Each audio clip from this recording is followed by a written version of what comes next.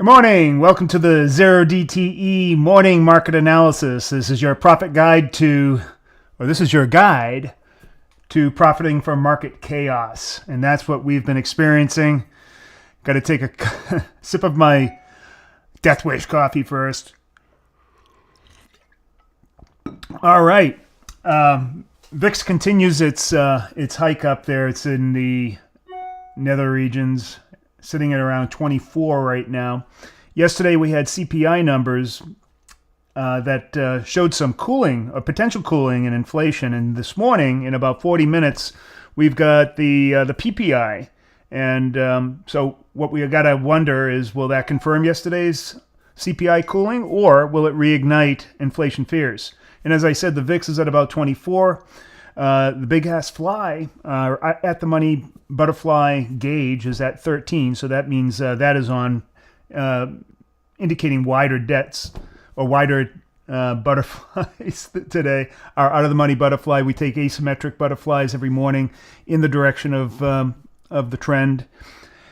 So let's see. Let's get to the charts. Let's see how we're gonna ride this volatility wave. Cowabunga, dudes!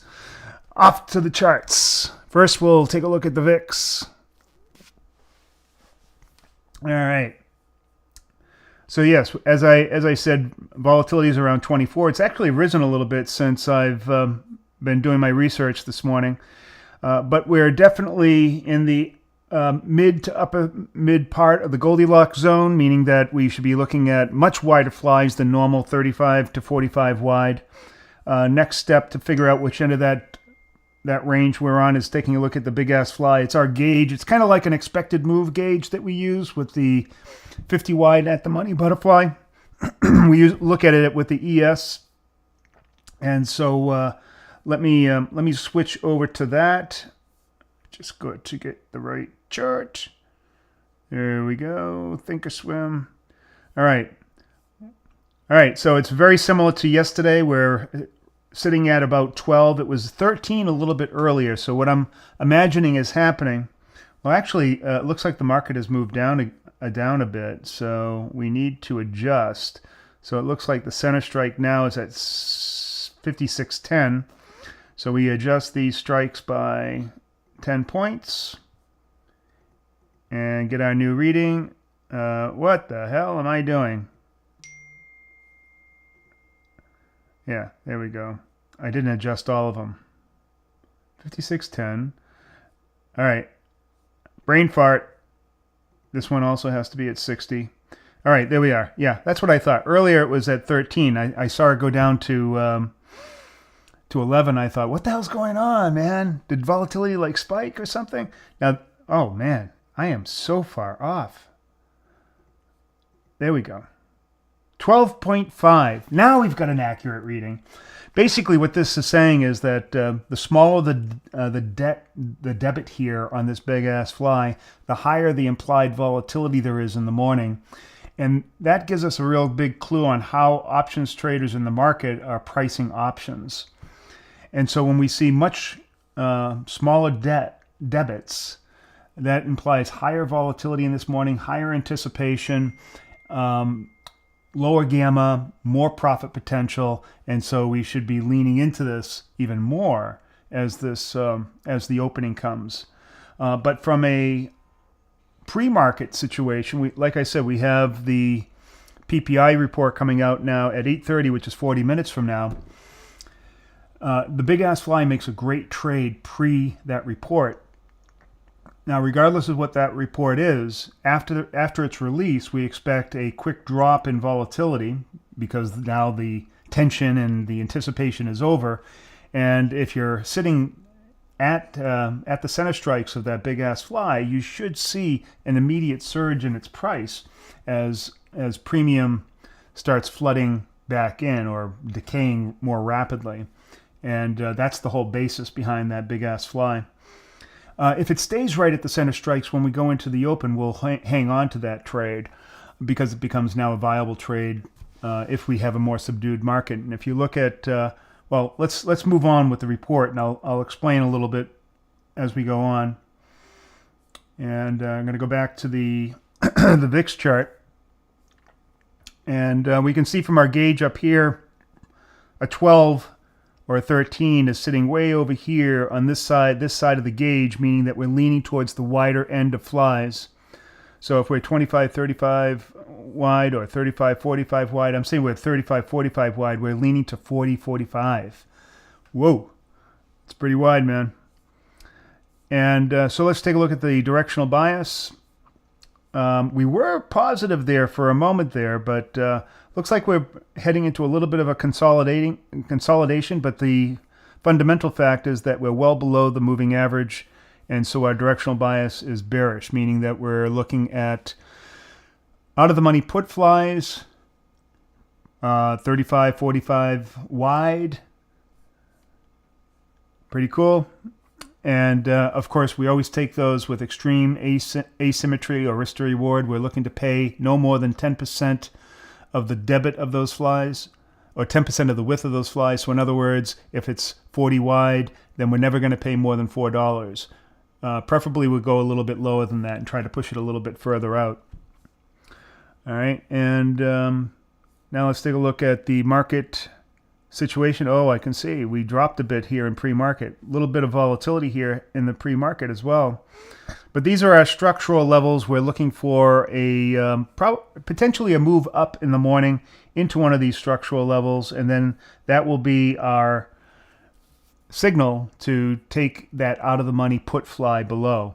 Very similar to what happened here yesterday.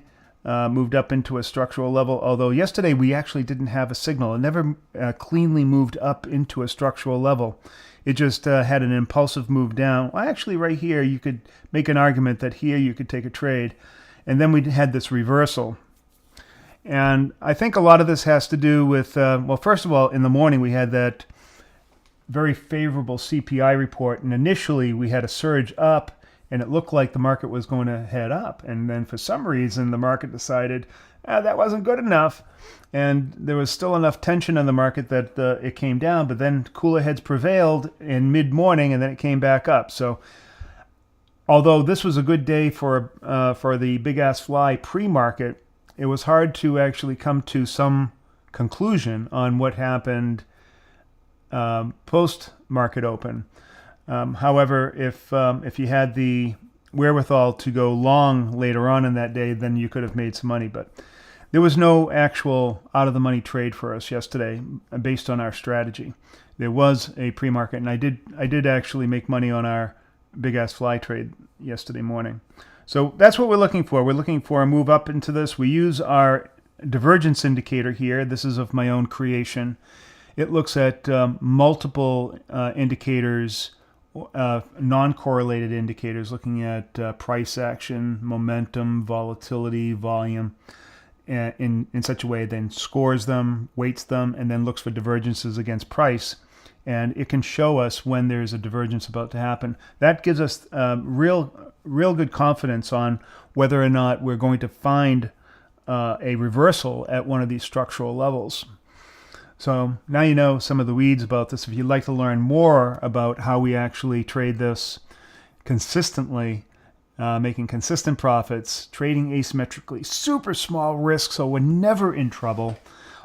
We're never feeling anxious, ever, and we have the potential to make huge profits off of a small risk. Go to our school community.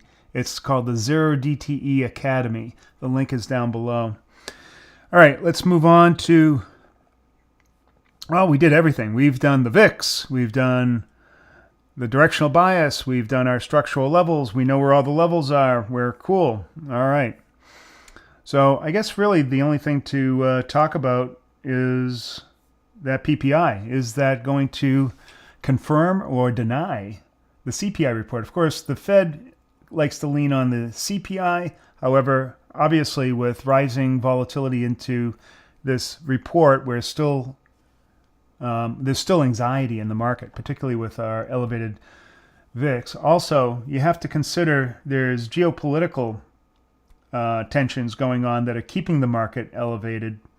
I'm talking about Ukraine and Russia and whether or not we're going to see a ceasefire. I think Ukraine has fundamentally agreed to a unconditional ceasefire. Of course, now Putin and Russia, they now have the upper hand, I would say, and they're going to probably be looking for big concessions. There were reports of him last night wearing fatigues, and is he really ready for this? So it's all really kind of crazy, and I think the administration is sending over a delegation over to Russia to negotiate that. Now, so we may... That's going to have some implication in the market as well. So if they do agree to a ceasefire, that'll be a big weight lifted off a lot of people. So I should be talking to you direct, right? It's not the market talking to you, it's the big head. Hold on. Here we go. Yeah, so that's the situation. Make sure you have your Death Wish coffee in hand for the situation. Again, let me recap. Volatility, the VIX, is in mid to upper range of the Goldilocks zone. That means much wider flies, out of the money flies. Our directional bias is down. Let's wait for that structural level, and we're all good. We're taking a big-ass fly this morning. That should wrap it up. And that's about it from me for our morning market analysis. Hope you got something from this report. And we'll see you next time. Coach Ernie, out.